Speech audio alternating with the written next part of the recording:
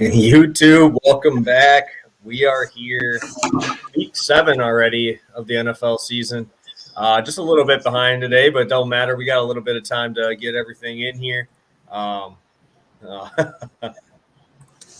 I like that already. I like the trash talk. Obviously, got my Packers stuff on this side of it.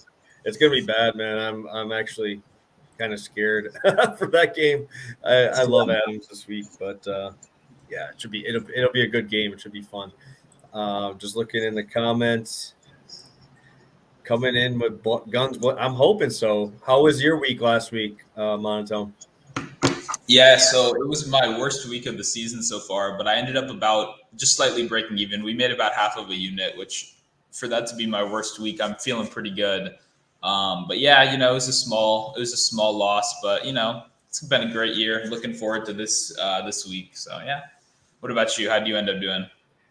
I did pretty well. I had a pretty good week overall.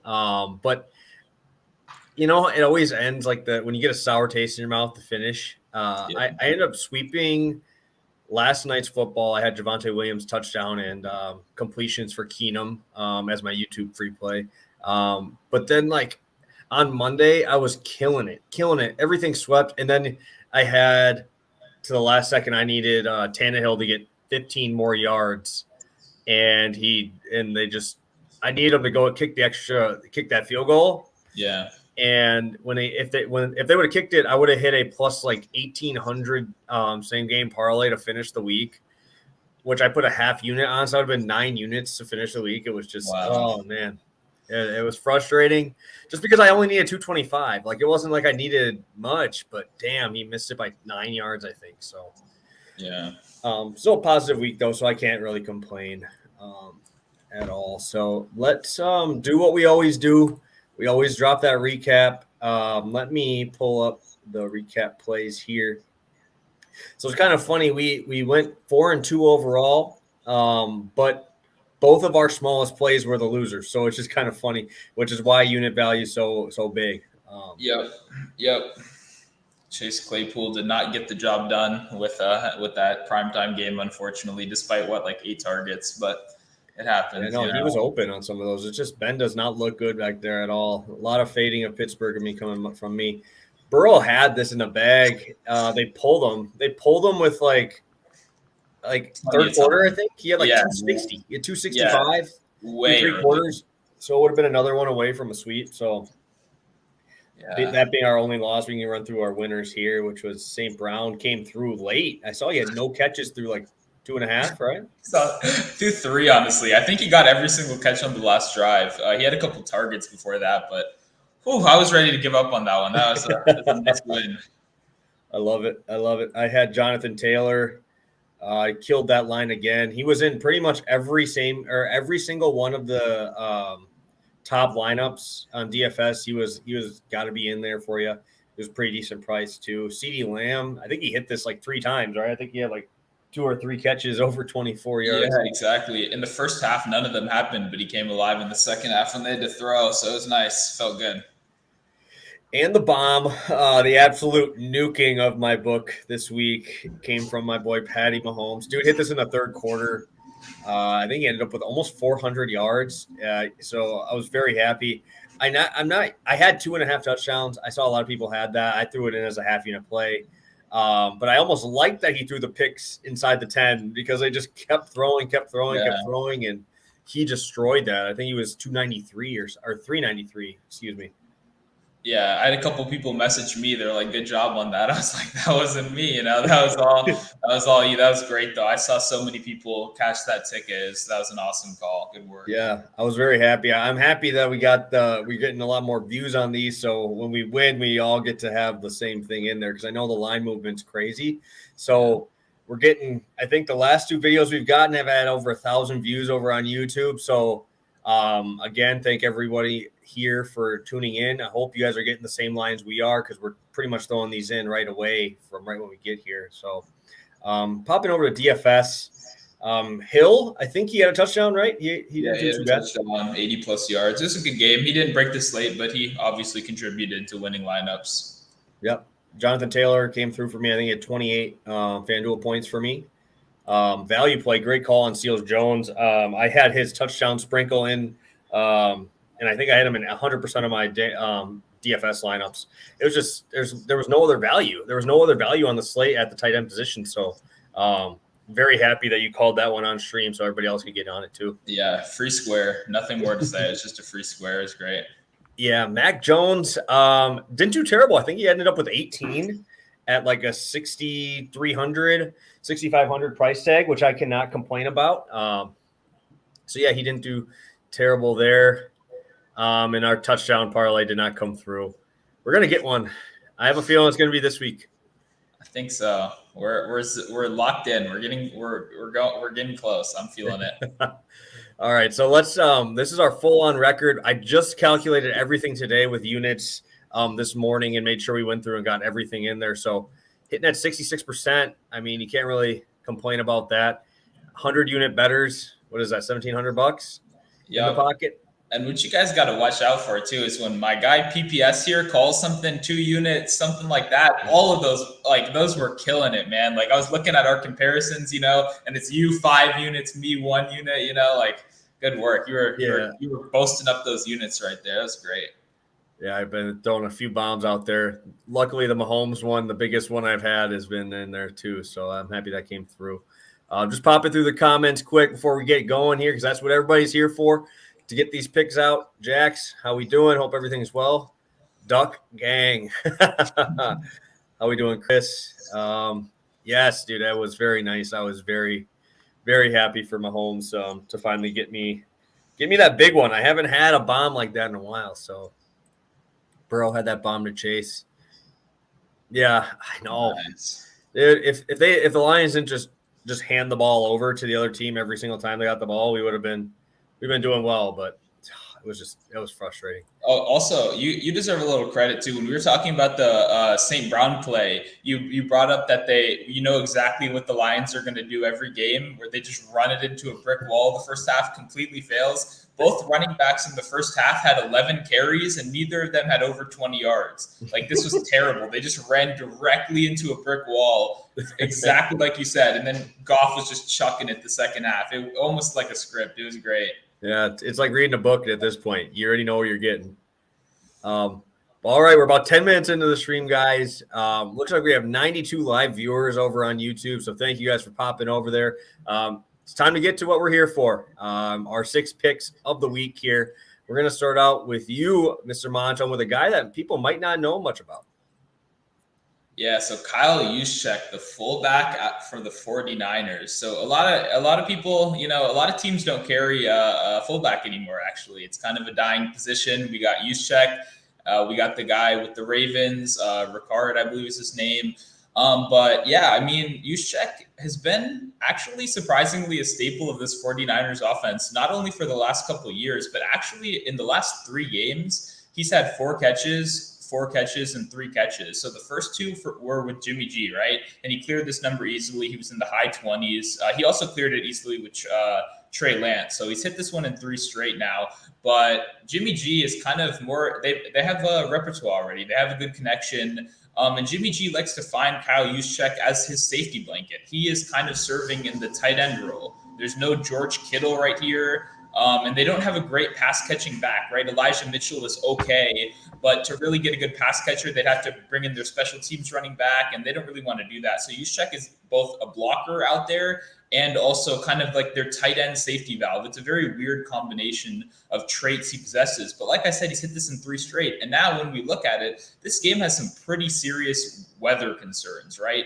So we're looking at 15 to 20 mile an hour winds with a high chance for rain from everything I'm seeing. And what did we see when it was really windy yesterday? We saw a lot of running back checkdowns in that game. And this is exactly the kind of role Juszczyk is built for. This line opened up at 18.5. And I think people were so shocked to see it up there that they don't even know who this guy is. It got bet down a little bit. A couple books weren't taking any action. So when books don't take any action, they lower the number. And I waited on this for a little bit, and we got it at 15.5. So I'm comfortable playing it up to 18.5, actually. But yeah, it's half unit play because this is a little bit riskier with a lesser known kind of player. But I really do feel good about this one. It's a little unique. You guys gotta bear with me, but I like Juszczyk this week. He has a defined role in this offense, and that's what I'm looking for.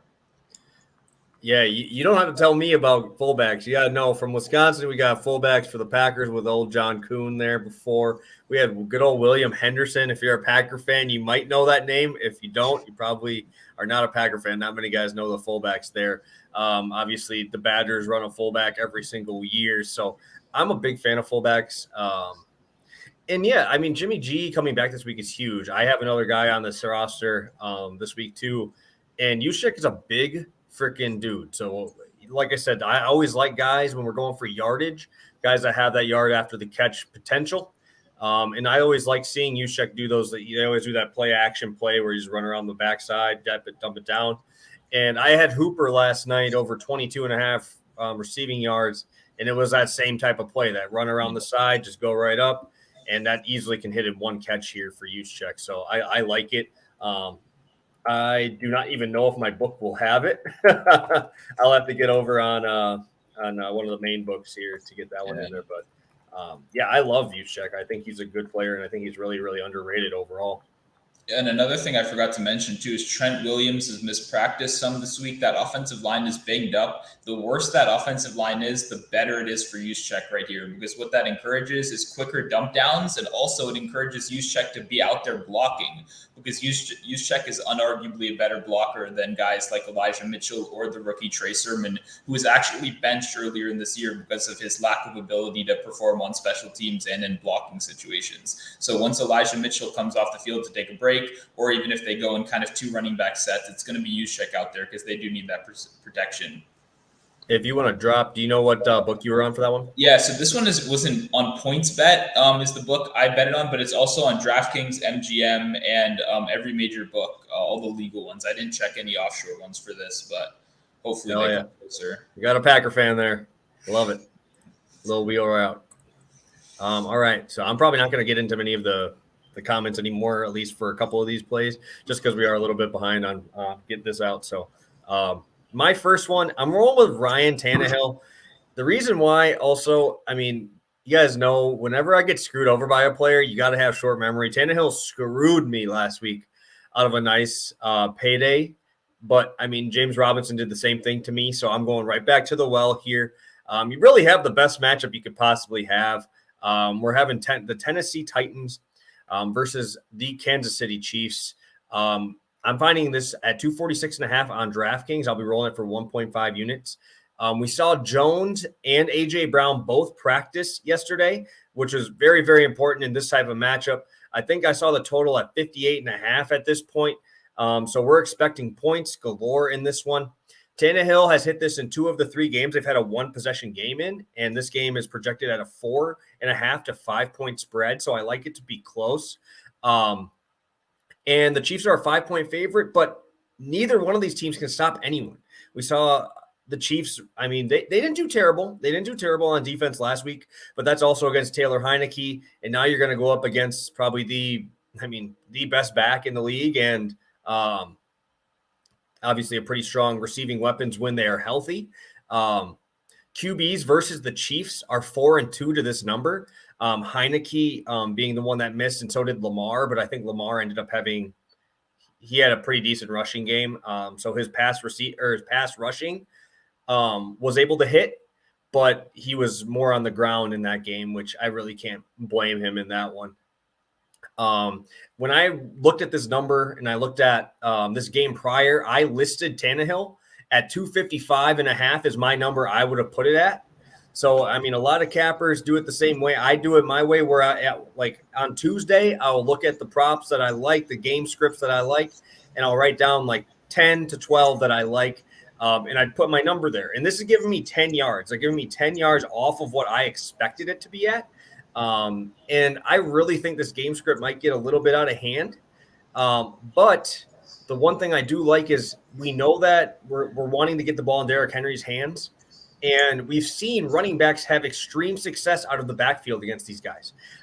We saw J.D. McKissick last week with 65 yards.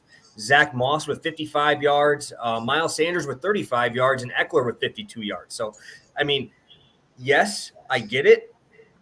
Henry is more of a rushing back, but if we want to get the ball in his hands, we'll do it any way possible. So if we have to do those screen dump downs, I wouldn't even be surprised if Jeremy McNichols comes in and gets those quick jump downs and just run the two guys up the seam and dump it down to our back, let them get some yards.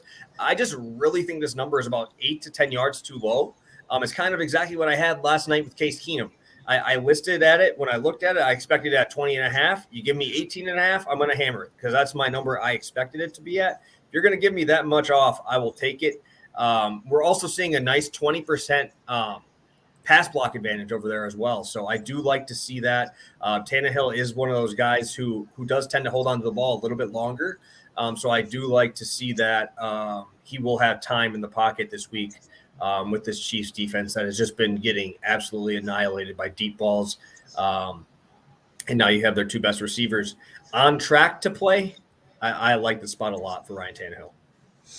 Yeah, I mean, this game is going to be fun, right? Like, this game is going to, like, 34-30 last week was the Titans against the Bills. And I would say the Bills have closer to a top 10 offense, or top 10 defense, sorry.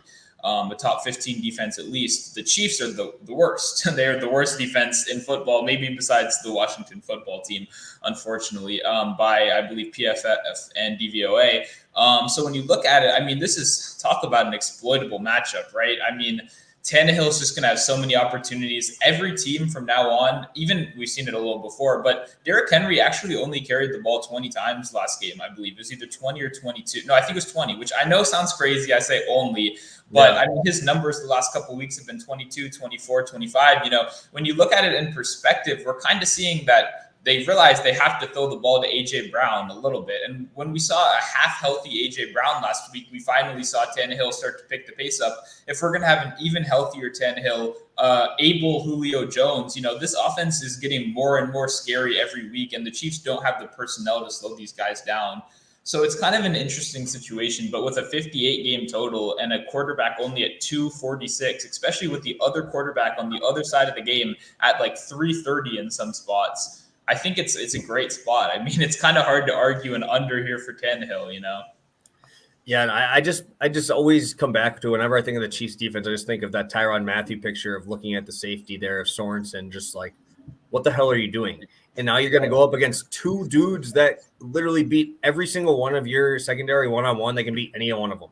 If Julio's even 70% healthy, he's going to cook those guys. Obviously, we saw A.J. Brown being the only focal point of that offense when they were behind. And he had no problem getting open. I don't see him having any issues. I would take this up to 255 for those asking in here. I'm seeing that people said it's up to 249. I literally locked this in like probably 2 hours ago over on DraftKings, and I'm seeing it at 249 right now. So definitely lock that in quick. I do really like that line. I'm thinking a lot of people will be on it as well once they dig into it a little later in the week.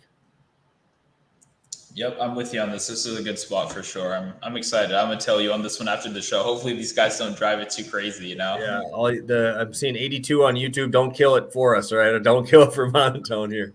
All right, I think a guy you've had multiple times on the show, not named Hunter Renfrow. Yep. Yep. I mean, this is one of my I mean, I talked about it last week. I really stressed the importance of these longest reception props, right? I was telling you guys they're really valuable. There's good, like they're hitting at a really high rate. That's just the only way to say it. And we've hit this one a couple games in a row, including last week. And the number didn't get any bigger. It keeps staying here. They keep marginally changing it.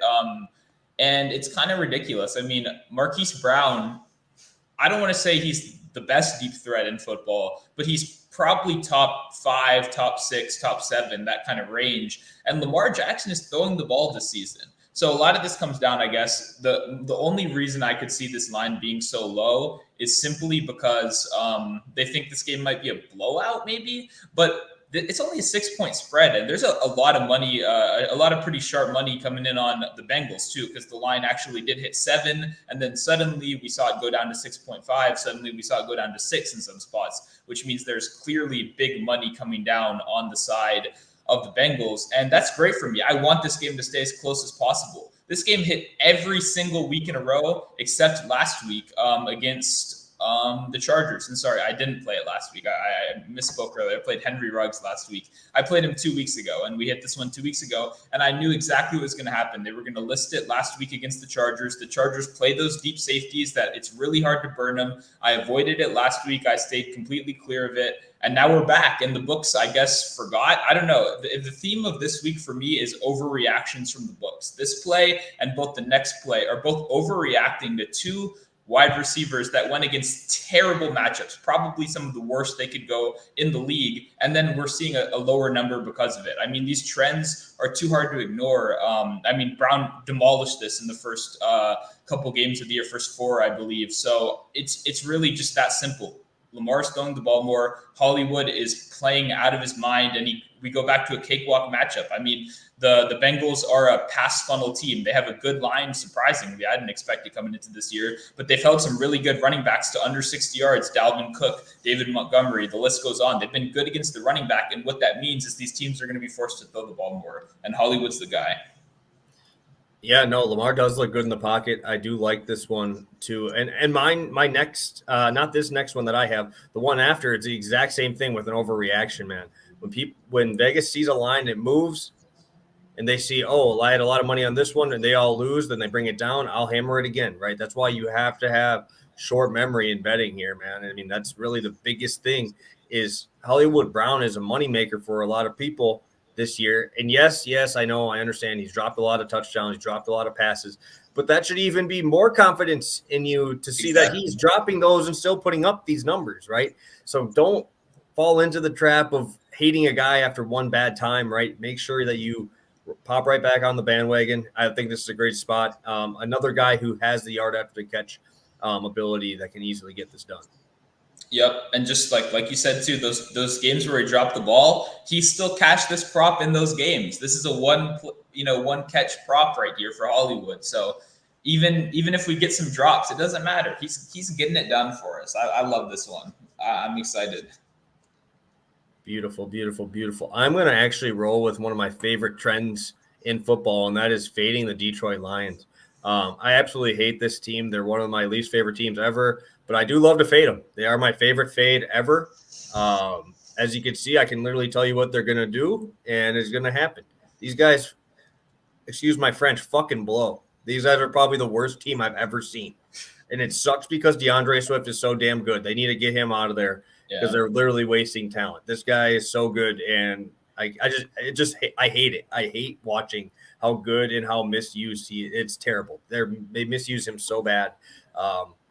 But all right, let's get off my tangent here. I will get on to my next play here, which is Darrell Henderson over 81.5 rushing yards. I found it at minus 114. Another 1.5 unit play, actually, which is the smallest one. I have a 2 unit coming up in a sec here, but we have a 70% run block advantage according to Pro Football Focus. Second highest that I've seen all season, which is a really, really high number. That's the highest one being the Patriots over Houston. Yeah. That was 74. This is at 70. So that's damn close. And we know how bad that Houston run defense is. Let's just put in perspective on some of the guys that have faced this defense this year.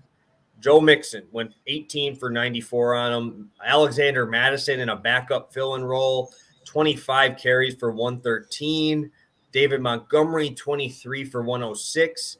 And Henderson's carries are just moving up every single week. He had a 14 carry game 3 weeks ago.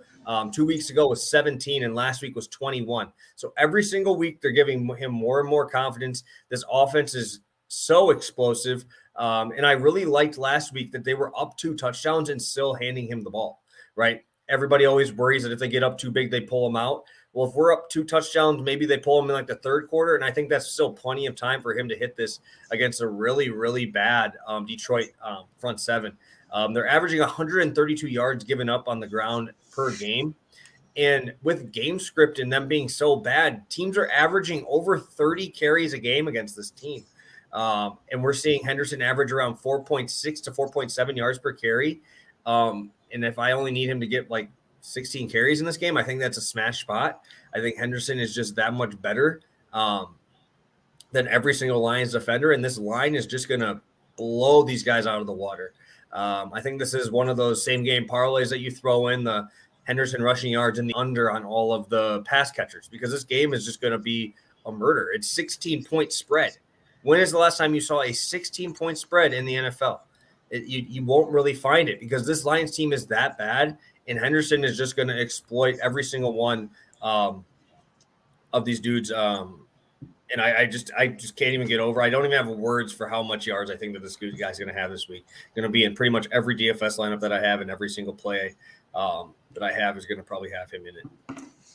Yeah, man. Henderson, one, most important for running backs for me. Henderson's really good, right? We know that. Henderson is like actually very good. Like, he's a very talented running back. And then two, I mean, is the Georgia Bulldogs defense better than the Lions defense? Like, if they, I think so. It'd be damn close. It would be comparable, close. Right? That's the kind of the level we're at, right? Like, the Lions personnel is actually, I wrote this in my article and I got someone kind of try to argue with me. I said they're playing way above expectation in the first couple of games, right? They played a close game against the Ravens, stuff like that, you know.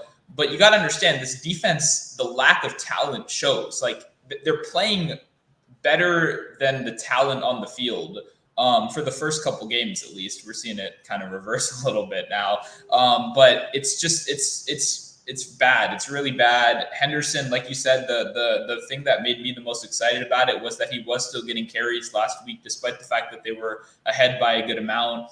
I think this only needs, like, this could be a first half kind of thing where he just hits like a 40-yard run, piles up a couple carries on top of that. I'm sure Sony Michel takes a couple too, but I'm sure they both have good games here.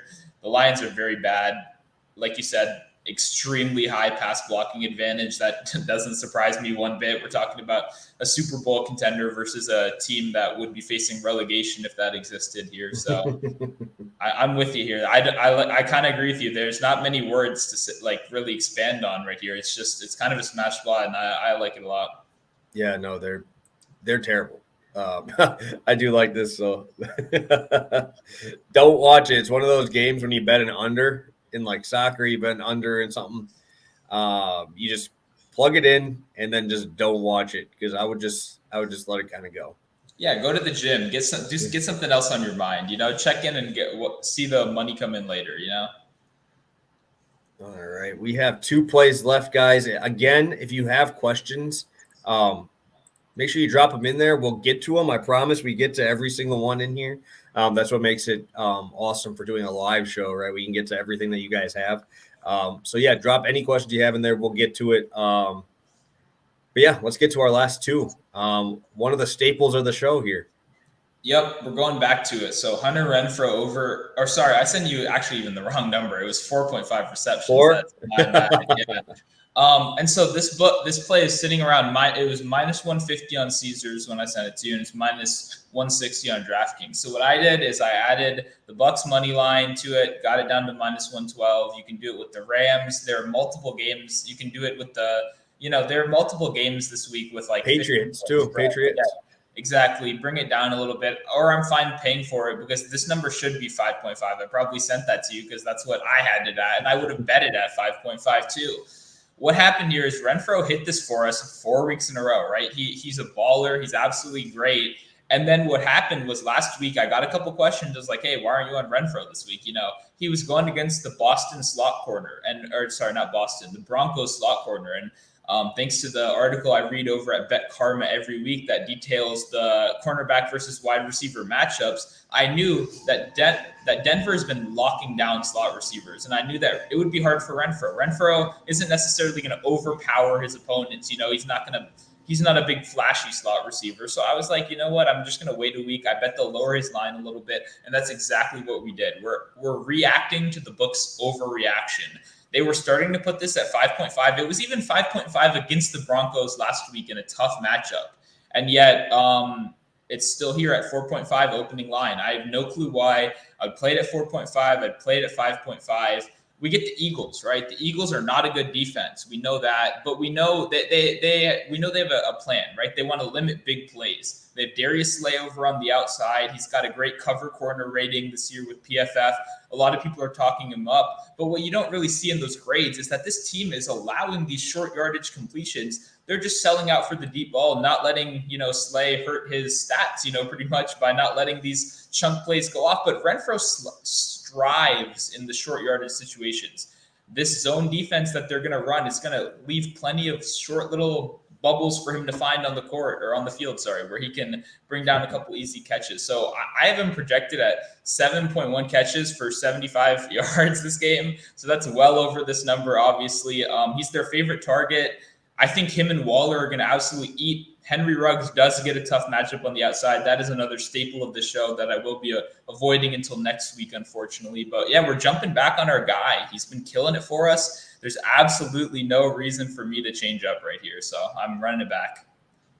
Yeah, and this is why when we talk and you have other sharp minds talking about these types of games, about these types of teams, knowing what these defenses want to happen, right? You know what they want, right? The Eagles are going to let it happen. I love Darren Waller this week. You'll be mentioned later in the show. But you got to know that this is probably not the best matchup for Henry Ruggs, right? You got to know that even though this is a great matchup for a couple other guys, know what this defense wants to happen. And I love Renfrow. I've had him in quite a few of my DFS lineups lately, especially on FanDuel with the half-point PPR. Yeah, I think it's a great spot. I mean, this Eagles team is just – the defense is just trash. But they will score, right? They're the perfect storm. They're like the Chargers, right? They're the absolutely perfect storm for overs. And I don't get it. Some of these books just don't really make sense to me on some of these lines. So I like it. I think it should have been at 5.5 immediately. Yeah, I mean, they got the sharpest minds in the world, cracking down on these lines. And then they got their niece's nephew, that's the intern, doing the prop lines. It's really what it seems like.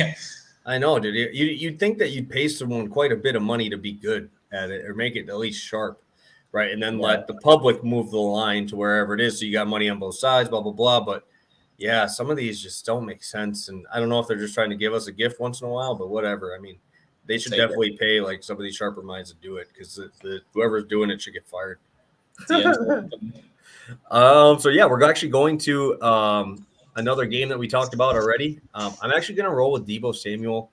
We got that line a little bit lower. I think with that weather concern is the reason why this line moved. But I'm really not that worried about it. I like it quite a bit. Jimmy G is back and ready to roll. And this is another adjusted line from what we were talking about prior, right? Where there's Vegas overreacts, right? This dude played with Trey Lance last week, and that dude ran the ball 18 times. Like, what the hell are you doing? I get it. He's a quarterback of the future, but that dude is literally a running back. Dude. His throws were okay. I mean, I wasn't really super impressed with him. I know he was an absolute darling in the DFS world last week, Trey Lance, but man, dude, his reads were terrible. And now we're getting Jimmy G back where we actually can let Deebo Samuel get going here. He had 5 catches last week or the week with Trey Lance. And then they had the bye, obviously got Jimmy G back. And with Jimmy G at quarterback, he's 3 for 4 to this number. Multiple games of, I think he's got 3 games over 100 yards. And just remember week 1 when I was taking him over 45.5 receiving yards. That dude can hit this in one play. He literally can do this in one play, especially if it's raining. Why wouldn't you want to put it in the most explosive player's hands and let him do whatever he's got to do to get you moving down the field? He's one of the top 3 guys in yards after the catch. In the last 3 weeks, this Indy secondary has given up 25-yard receptions to 7 different receivers. Not even like their best players. They're threes. 3s and 4s are getting 25-yarders. And right now, obviously, I know that Deebo had a couple of those big plays with like a 60-yarder in there, but he's still averaging 17 yards per carry. Wow, he does carry the ball, but 17 yards per reception. And this is it just doesn't make sense here. I get that there's weather concerns. I get that. But this dude is so much better than his matchup. And 17 yards a carry or 17. My God, 17 yards a reception is just, I will take this all day. I probably only need three of them, 3 catches for him to hit this. And if it's raining, I kind of almost like it better. Give me a short pass and let him beat some guys on the field. I love Deebo Samuel this week. He'll be a staple in most of my stuff. Too bad he's in the late game, so he won't be in my DFS one. So I'll probably have him in my Monday DFS lineup, ready to roll. Yeah, so I love Deebo. Obviously, we had that conversation week 1. It worked out. I'm glad we're back to him here now. But the thing about Deebo is he's the king of yak in both ways: yards after contact, 1, and yards after catch. He is the king of both of those. This guy was a running back in college. He played a hybrid kind of role. He breaks tackles. We've seen that. He is one of the best wide receivers in the league so far this year, and especially when it comes to yards after contact. And here's the thing about rain, guys. The most common misconception in the world is that it hurts the offense. It hurts the defense just as much. Just like these guys on offense have trouble getting good footing, getting good, getting their maneuvers ready pretty much. Essentially, it's incredibly hard to tackle someone in the pouring rain. It is so hard to tackle someone. And we've seen Shanahan loves getting the ball in Deebo Samuel's hands, whether it is on an end around, whether it is on a bubble screen. He loves to get him these quick, short routes and let Deebo make a play. And if it's pouring rain, who's going to tackle this guy? I don't know, weather conditions or not. This is a great play because Deebo Samuel is someone that no matter what, no matter how bad the game is going, no matter how good the game is going, he's going to touch the ball. They know he is their most talented player in offense, and they're going to make it work. They're going to get him the ball. So 61.5 after those 100-yard games, you'd think this would be sitting at 71.5 every week, right? Like it's weird. It's a weird number, but I'm glad we're taking advantage of it. I think people are scared of the weather. I think that's the biggest thing. I really do. I think the weather's scaring people away. And it's just a kind of like that adjustment from that last week, right? With Trey Lance. Like he only had 50 yards. I think he had 3 or 4 catches, but 50 yards is over 30% of Trey Lance's passing yards. The dude ran 17 times. That blows my mind that they were allowing him to do that when you have that good of a weapon out there. They don't even try, but in the opportunities he had, he made it work. And it looks like we do have someone mentioning that it's on 60.5 at MGM. Very nice pickup. Hopefully you guys can go and grab that. I saw it on Caesars at 61.5. That was the line I was looking at there. So going to do what we usually do when we're after our 6 plays out there before DFS. We'll pop over some questions and see what you guys got for us. Looks like Tannehill up to 249.5. 247.5 on Bet River. So if you have that, go get that. Thoughts on Mahomes over 327.5? That's a big boy number right there. I think they're listening to the show, right? Last week you were telling them people are scared of these big numbers, but you're going to keep betting it and you keep hitting it. And they were like, you know what? Maybe this guy's got a point. Maybe we should just set it at 300 every week. Maybe we should bump it up a little bit. I liked Mahomes a lot coming into the week. This Tennessee defense is terrible, but 327 is a really high number. So what I did is I wrote a same game parlay article this week. I wrote a parlays and props article, and I kind of have this as if you think this game is going to explode, if you think there's going to be some crazy offense, then go with it. So I personally have a plus 400 bet, and this is part of it, that I posted earlier today. So I like it, but as just a straight bet, it is a little bit more risky when the number gets that crazy high. All right, I know this is kind of crazy, but this is my mindset on this play here is if I'm going to take 327, don't you think that if he's getting 327, don't you think he's going to just explode, right? If he gets over 327, you'd assume he'd almost be at that 380 to 400 mark. So I would just take the over 400 alternate line because if Mahomes goes off in this game, I don't see him sitting at a 350. This game is going to be a chuck fest if it goes that way. Because guess what? If you're taking 327 and he doesn't hit it, you lose 1.25 units. Why not throw a 0.5 unit bet or a 0.75 unit play on a plus 275, maybe even plus 400 on him to get 400 yards? I just think that value in there would be way better. And besides it being a better value, I think that if this game turns into a shootout, which last week wasn't even a shootout, and he put up 393. Yeah. So I would almost lean the value there. It's like if you're going to make a same game parlay for this game and get plus 400, plus 500, why not just think Mahomes is probably going to be the focal point of this offense with a backup running back in there. I'd see if he takes for 400. I'd just throw a straight bet on over 400 passing yards. I might actually do that myself right now because I think that would give me great value. And if this game's going to explode, I might as well have the main focal point of the explosion being my play, which would be Mahomes. But yeah, I wonder if people do listen to the show that are in Vegas. I think they probably should because we pretty much tell them they're stupid all the time.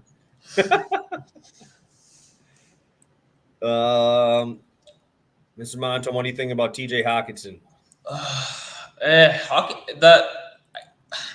The Lions are such a mess. It's so hard. I was on St. Brown last week.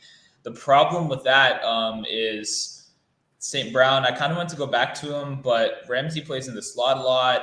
Hawkinson, every team has just decided, let's just take out TJ Hawkinson and let these other losers beat us. The first 2 weeks, Hawkinson had monster weeks because that wasn't the mindset going in. But now every team realized if we just take this guy out, then what is Khalif Raymond going to do to us? What is Amon-Ra St. Brown going to do to us? And it's working. It's working well. So he could get there any given week. TJ Hawkinson's a really, really good tight end in real life. But for betting props and for fantasy, it's really hard to tell what week he's going to get free. And against the Rams, I'll just pass.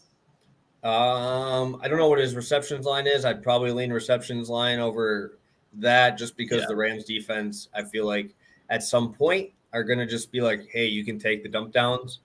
And for me to get Hawkinson there, I'm probably going to need at least 7 catches, right? If they're going to just play the underneath stuff, I would take the catches. If it's 4.5 juice, I'd take it, or plus money 5.5. I think I would take Hawkinson. I don't know the line. I didn't look at any Hawkinson plays because I hate the line so much, but that would be my lean. 50.5 is kind of a weird number for me, especially with Jared Goff going to be under pressure the entire game. I have a scary feeling that he gets hurt this game. I just have a bad feeling that those guys are just going to come out and just annihilate him. I saw they had like a negative 20 pass block advantage. It's very hard to have a negative pass block advantage, and they found a way to do it. So that would be my lean, would be the receptions. This would be more for you, Monotone, leaning to one of your guys there. I mean, I think he's going to get it, obviously. I haven't projected above that number, but I think receptions is just a better bet, honestly. He is the kind of guy that could hit you with 5 catches for 29 yards in one of these games, and that cashes the ticket for receptions, not for the numbers. He doesn't run these deep routes. He's a good route runner, but they don't need him for that. So I would prefer receptions. If you really don't have it, then I think yards is fine. Good. I like Waller this week too. I do like that as well. Devontae Smith over under on receiving yards, 64.5. So Casey Hayward Jr. will be the matchup. Casey Hayward Jr. was rated number 1 a couple weeks ago by PFF in terms of coverage. So that tells you something. He's not washed, obviously. Pass once again hurts. This game could explode. That's the thing. This game could explode, and if it does explode, the Raiders and the Eagles, neither of them are very great, right? But I like Quez Watkins more in that offense. I'm going to look at his longest reception after this. It feels a little high. It just feels a little high. Casey Hayward's going to be guarding him or covering him most of the game, and it feels a little high for me. He hasn't been super involved in the offense, and Jalen Hurts looks really bad when he plays. So. Yeah, I would take more Hurts props if you're going to take anything here. If you think the over there, I would just take Hurts prop. I really don't. I'll probably lean more Goddard action this week. Yeah, that's true. With Smith. Smith, when I was looking at his number, before this, I was thinking they were going to give me like a 55.5. So this is like way higher than what I thought. So honestly, I'd probably lean the under, but I don't like taking unders on teams that can't allow deep plays. So we'll pass on that one. Lean under. 60.5 on MGM for Deebo. So if you want to pop over there. Will we get more A.J. Dillon against the Washington football team? I think Dillon is going to be a part of the offense. If I'm going to take someone, obviously I'm taking Jones, but I think that I'm taking more of the receiving stuff from Jones. They don't really pass to Dillon. So, maybe if you want to take him, I would take rushing yards. I wouldn't even touch a pass prop for him.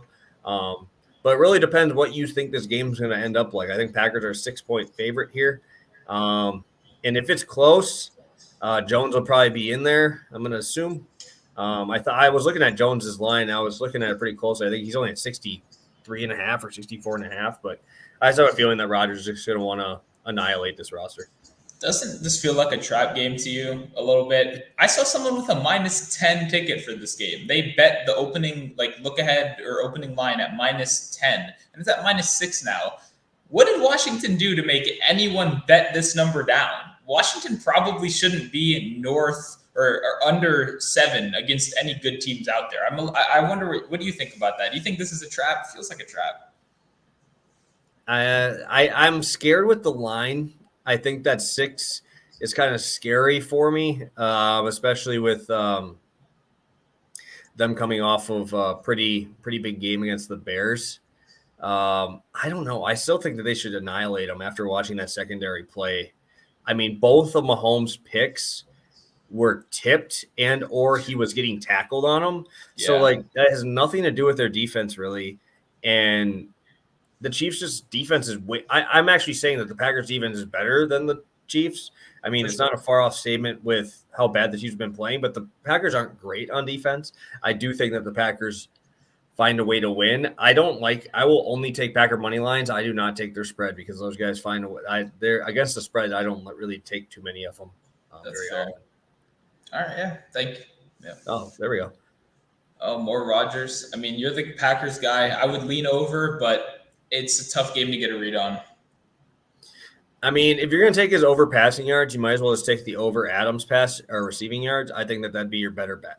I think the amount of target share that Devontae Adams has, and for you to get the 255, Adams will need to have 100 yards. I think his pass yards is at 94, and I would take that immediately before I would take Rodgers passing yards, because if Rodgers gets there, Adams gets there. And I mean, Adams can also get there, and Rodgers has 150 passing yards. Yeah. So I would probably lean Adams stuff before I would take the 255 on Rodgers. Carson Wentz over 203.5. That's really low. Is that a number? Is that a real number? I'm not questioning you. I was looking at this yesterday for one of my articles, actually, and it was 238 is what I was looking at. I was considering the under with the weather conditions, but 203 is really low. The thing for this game is it's either an under or no bet for me. So I understand with such a small number, unless we get right up to game time and it's confirmed that conditions will be fine. But if we are playing in that rainy kind of environment, I think we'll give it to Jonathan Taylor the whole game, because it's going to be really hard to tackle Jonathan Taylor. So maybe I should have bet this at 238 yesterday when I was looking at it. It looks like I missed my chance at 203 now. But it's just maybe a middle opportunity if you get 203 and it's 220 somewhere. I don't know. I don't know what the lines are looking like, but it feels really low. But I don't bet overs against the San Francisco defense. They control time of possession. They have a good defense. Obviously, they get pressure on the quarterback, and Carson Wentz holds on the ball for too long. So, yeah, interesting. Awesome. We got a few more in here, guys. Just a second for you guys to drop in here. We got about 70 live viewers in here right now. If you guys want to drop a like, if you're getting something from this video, I think when I'm looking at it, we're about 17 right now. So if you're getting anything productive from us, show it to us. Drop a like for us. We're just going to try to keep chugging along on these questions for you. But any like is appreciated. If you guys want to pop on over there and do that for us. Jason, appreciate it. Means a lot. I'm happy that you guys are enjoying the content. I know, like I said at the beginning of the video, we've been getting, I think, 1,000 views in the last two. Before that, we were around 300. So obviously, winning helps. Winning helps and getting people paid. So I'm very happy. We're starting to get more people in here to jump in on these lines before they start moving, because the line movements are crazy lately. Yeah. I mean, that's a concern in any game, but we saw the Bills put up 30 points against them last week, right? I'm not worried about attacking this defense. I do understand your concern. It is valid, but it's hard with a 58-point total. How much will Derrick Henry's time of possession really factor into this game? On a macro level, I understand what you're saying, but I still think there's enough to go around, right? Henry had 180 yards last week. There's enough balance on this team, especially with Julio Jones back and Brown healthier. Yeah, no, I actually took my first ever Derrick Henry under. I didn't post it to anybody or give it to anybody, but I had my first one. It was at 129.5, like an hour and a half ago, 2 hours ago. Really? Dude, that is just so crazy, dude. I honestly, I almost might just take his. I mean, if it's moving down this much, I've got good CLV already. But yeah, I took it at minus or 129.5, and it was like even money. Like it was crazy. I mean, I get it, but I mean, that is a ridiculous amount of yardage. I will never touch this play ever again. Just real quick, Campbell was really roasting Goff. And if there's one team that you can really count on coach speak mattering for, I think there's a possibility we see Goff throw the ball a lot this week due to how just he's getting brutally killed by Campbell. The problem is this line is so high. If it's like 21, I'd be all in. But 25 is really high. So I'll just watch and enjoy other people making money on this one. Yeah, I have no words for this one. I'm not touching it. Thoughts on Burrow over 1.5? I like the Mixon one better. I would definitely say I like the Mixon play better there. But I can't. What's the line on over 1.5? That's what I was thinking too. It's got to be like 200. Yeah, that's kind of what I was thinking also. Like that sounds a little weird. I can check real quick. It's minus 140 in most spots, minus 145 on DraftKings. So that's great value then. I like that. Yeah. 140, I was thinking more like 200 would be my line on that. Yep. I think both of them are pretty fine plays. So yeah. All right, guys. I'm going to get to two more, and then we got to get our DFS stuff out because it is running a little later than we usually do today. Somebody's at 117. Damn, I did get insane CLV on that, man. I don't know. I in this game, I'm just screaming overs, and I think it's going to be more passing, to be honest. I'm on Tannehill, so I do not want to just bet on this full game. I might as well just take the team total over 500 yards if I'm going to take that. 50% of picks are on the receivers. I agree. Last week for sure. All right, guys. We got about 5 or 6 more comments in there, but we'll get to them at the end, I promise. We are getting to our top DFS players. We're both in the same game, it looks like. Yeah, I mean, mine was almost Tyreek Hill to start out too.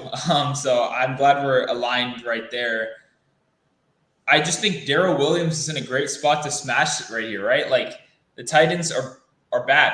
There's no other really way to say it besides this game has a significantly higher total than any other game on the slate. You need players in this game. If this game hits that 58 total and if you fade this game, you're done. So the contrarian players out there, I'm sure, will be stacking the Eagles-Raiders game and leaving this one alone. But your chances of winning this week, especially if you're not a big money contrarian player where you're used to losing most of the weeks, but you hit on those contrarian weeks where these kind of games fail. But if you're not a big money player like that and you're just grinding DFS every week like we are, you got to play these guys. The Chiefs have a 58 game, team total. Williams had 2 touchdowns last week. Anything could happen in the red zone on this team, right? Their red zone play calling is the whole league just kind of watches and take notes, right? And we're seeing every team now use that little Mahomes flip play where Mahomes goes out and he flips it to Kelsey. I saw 3 teams use that last week.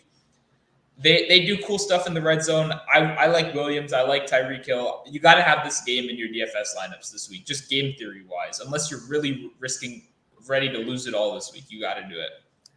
Yeah, I mean, if you are playing tournaments, you probably still need 2 or 3 of these guys. If you're playing cash, there should be at least 4 to 5 guys in this game in your cash lineup. Take the value in other games, right? This game, you need to have the big hitters in this game to win cash lineups here. I'm on Hill. He was my top DFS 1 pick here. He had his last 3 weeks for targets here. Let's listen. 12, 13, 12. And now you're going up against a team in the bottom 10 in passing yards per game allowed and touchdowns allowed. I think they're second worst touchdowns allowed through the air this year. And now you're going to go up against the most talented quarterback, his top weapon or 1A weapon, 1B weapon, whatever you want to call it. But they have been pretty decent against the tight end, surprisingly.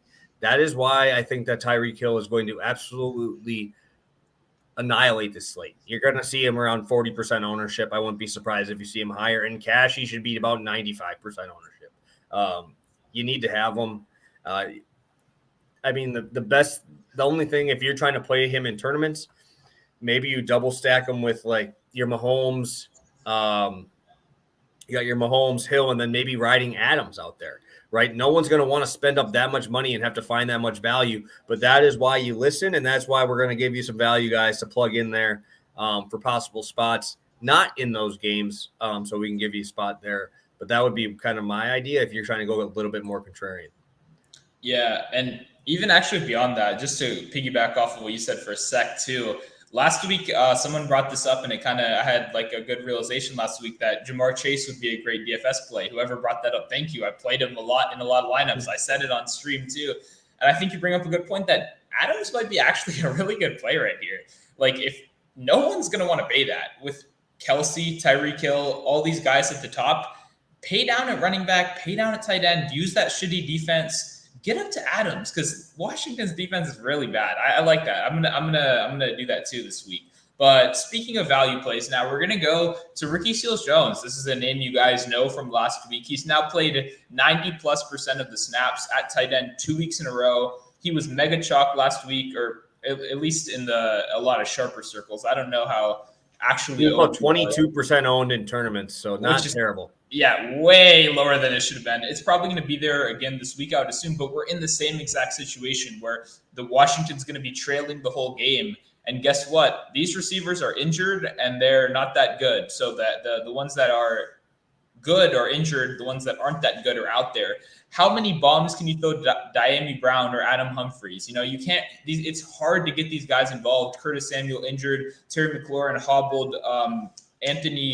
Antonio Gibson with the shin injury that it seems like he's going to play, but it's kind of 50-50. The guys that I told you to play last week, I'm telling you to play again. J.D. McKissic, Ricky Seals-Jones. They're kind of the not the big names on this team, but they're the guys that he looks to target. Heineke needs to throw the ball. We're going to be losing to the Packers this week. I'm sorry if there are any Washington fans watching too. I feel your pain. I watch the games every week too, but we're going to be losing. We're going to need to throw. And Ricky Seals-Jones runs some pretty deep routes for a tight end. Most tight ends aren't running the kind of routes he is, but it's just because he's out there all the time. We don't have any better options. So I'm running it right back with Ricky Seals-Jones and also my guy, J.D. McKissic, again this week. Yeah, JD's a nice spot. I was going to actually talk about him too. I like him. I'm rolling with Fields, and there's really no reason I'm doing it other than this team is going to have to pass the ball to be able to do anything here. Tampa Bay is going to just annihilate that run game. And we saw last week Fields put up close to 200 again. And that's against my Packer defense there. I can say mine because I'm a part owner. I'm going to say that every time because everybody's like, oh, you don't. I do. Yes, I do. They let you have ownership there. But when we're looking at it, Fields didn't look terrible last week. And now I think that for Herbert, or I don't even know what they said about Williams if he's back this week, but they're not going to be able to run the ball. No one has been able to run the ball. And Tampa Bay is like the top 3 in pass yards allowed because no one can run the ball. It's like when teams are winning by so much, they're probably one of the worst in pass yards allowed because teams have to pass. That's the exact same thing here. You make a team one-dimensional, and if they have any chance of moving the ball, it's going to be with Fields. I think we see a little bit more of his legs come into play on those runarounds around the ends because he's going to get absolutely destroyed up the middle here. I think that it's going to be bad. I just saw that. Ben is practicing his sports bar 30-minute comedy set this weekend in our chat this week. It's great. that cracked me up. Yeah, I'm with you, though. I mean, the thing is, if Fields pays off minimum value, right? If he can get you 15 to 20 fantasy points this week, if he pays that value off, then you're looking really, really good. This was my exact argument with Kadarius Toney the week before he exploded, the week where he had 8 catches for 76 yards. When you have a guy that cheap that nobody else is going to play and he just hits minimum value, that opens up everything else for you. That lets you play the guys like Tyreek Hill that everyone else is going to play. So obviously Justin Fields is not a safe bet. And there's no guarantee that he can live up to the expectation this week. But we know what's going to happen. He's going to have to throw the ball. If he gets the job done, you could be in store for a very sneaky payday right here if you thread the needle the right way.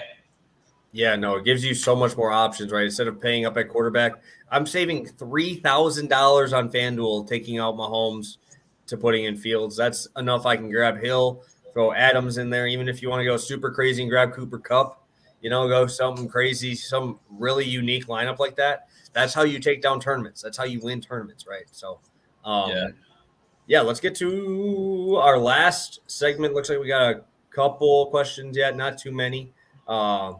We are running past 3, so I think people usually think we're done by 3, but we got a few people left in here, about 50 live viewers here from YouTube. Let's get to our D-Gen parlay here and start with you with obviously my guy. I love him. Yeah, so it's going to be former West Virginia Mountaineer Geno Smith. No, I'm just joking. Just messing with you guys. Yeah, it's Davante Adams. So we've talked about Davante Adams before, pretty much all episode, right? This guy, I don't have to tell you how good he is. He's the best wide receiver in football, and it's not particularly close. But beyond that, he's the best red zone wide receiver in football. I get so mad at this every year. I'm watching games against the Packers, and it's so clear that they're going to throw the ball to Davante Adams. They get him in motion. They do motion with the tight ends. It's so obvious. They line him up. I don't know how teams keep letting him get one-on-one looks, but you can't do that because he keeps scoring. And I get that A.J. Dillon and Aaron Jones are threats down there, and you can't double team Adams, but it's ridiculous how many one-on-one looks he gets. And when he gets those one-on-one looks, he scores. He scores way more than he doesn't. So this is really simple to me, right? I'm sure they have an implied team total of around 27 right here. If they score 3 touchdowns, Davante Adams is going to be one of them. Robert Tonyan doesn't have a role on this team anymore. So that's one less red zone threat. You're pretty much hoping it's not you're pretty much hoping it's not an Aaron Jones day, and I don't really think it will be because the Washington run defense is way better than the pass defense. I love it. I think Adams is going to have a field day here. And I'm on Darren Waller this week. I have him in so many different ways this week. We talked about the zone defense. It's probably Hunter Renfrow 1A, 1B with target share here. But Waller has, in these couple games I've been watching lately, he's shown frustration in his inability to get targets from Derek Carr. And if he doesn't start giving him the ball, he's going to start demanding trades and shit because they're literally wasting him right now. He's getting 5 targets in these last couple games. It's just a slap in the face. Derek Carr should be ashamed of himself. I'm looking at it. He has a 290 over-under on passing yards this week. And guess what? I'm thinking a lot of them are going to Waller, a lot to Renfrow. I think Ruggs is going to be more of that decoy over the top, take it off the defense. But I love Darren Waller going against the Eagles team that's given up 40 receptions to the tight end already this year. And they've given up 5 touchdowns already. And you're going to be plus 130 for him to score a touchdown on his own. I will take that all day. We'll take Darren Waller. Yeah. Like you said, this guy's got to demand a trade. He's got to he's got to maybe punch something or throw a water cooler, I don't know what's going on. He's being out targeted by Hunter Renfrow. They run the same routes. Waller's better than Hunter Renfrow. He's made us some money. I like the guy. Don't get me wrong, but yeah, I think this is a good buy low spot. I like having him in a couple different spots too, especially DFS. He could very sneakily have a 2 touchdown game. So I like this one. I think this is our week. I really do. I maybe I say that more than I should, but I feel good right here. Adams feels like just a lock already, and I love what you're saying about Waller. I really do think he gets in maybe twice. I might even sprinkle that one. You might have just convinced me to go 2 touchdown Waller. Yeah, and if they don't, they should just cut Carr. Throw him in the fucking trash heap. You can find someone in the – I guess you could see what Johnson came from AFL or wherever he came from. Why don't you throw Derek Carr there? Where'd he come from? Wait, who? The running back for the Browns last night. What league was he playing for before? Oh, yeah, the Alliance Football League, yeah. Right? Derek Carr probably should get his ass sent over there if he doesn't start throwing the ball to Waller. So the real thing right here is what the long game for me is. We need Carr to keep playing well so that they trade Marcus Mariota to Washington, where he then has his career resurgence. That's what I'm looking for right here. I liked Mariota. I think he'd Me too. be fine He's there. good. I think people are worried Packers will focus on the Cardinals for Thursday night. Then maybe. That's just even better for props, though. A closer game is better for props. So yeah, it's fine with me. 230.5 was the Carson Wentz line from before. Yeah, so I checked it. DraftKings had 203, and then other books had 230. So there's a 20, 30 point middle on some of these books if you guys are interested. I'm personally going to stay away because the thing about a middle is there's always one plus EV bet and one minus EV bet, right? You're making a good bet and a bad bet and hoping it lands in the middle. I don't really like doing that unless I really see clear value. Carson Wentz, I'd rather just not bet on him. But for those of you guys that are willing to take that risk, there is about a 28-point middle available between either offshore books like Bovada and PointsBet, which is a legal book, and then versus the 203 on or 303 on DraftKings. So if you guys want to do that, it's there.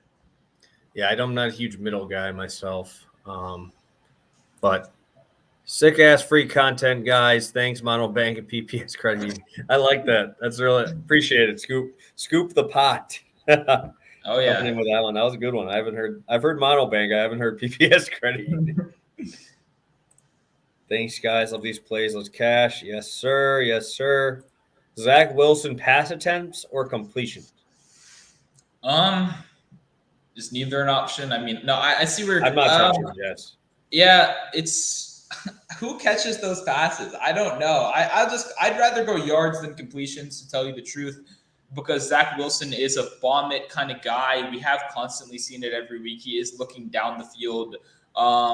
He's just very inaccurate. He throws a lot of interceptions. So I'm staying away from the Jets Patriots this week. It seems like a kind of a weird game. I don't know. I mean, this game could also be like a 2-hour game of just the Patriots running the ball the entire time. So I would just stay away personally.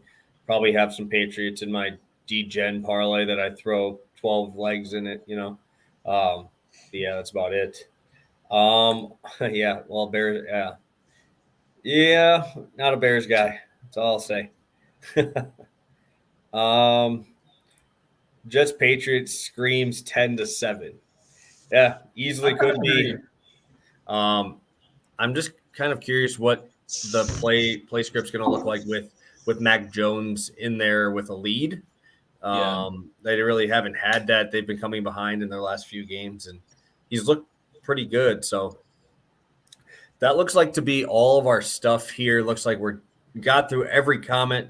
Let us go give you a recap. Obviously, on the bottom, we'll tell you all of our plays, but we'll go through a full recap for you just in case you got here late. We will drop Monotones first here. Yep. So Kyle Juszczyk over 15.5 receiving yards, half a unit play. We got Hollywood Brown, staple of the show, over 23.5 longest reception, 1 unit. Then finally, our biggest one, Hunter Renfrow, over 4.5 receptions. I parlayed it with the Tampa Bay money line. You can do that too. If you don't feel comfortable doing that, that's fine also. Perfect. And looking like we have his options for Darrell Williams and RSJ, who cashed in big for us last week. All right.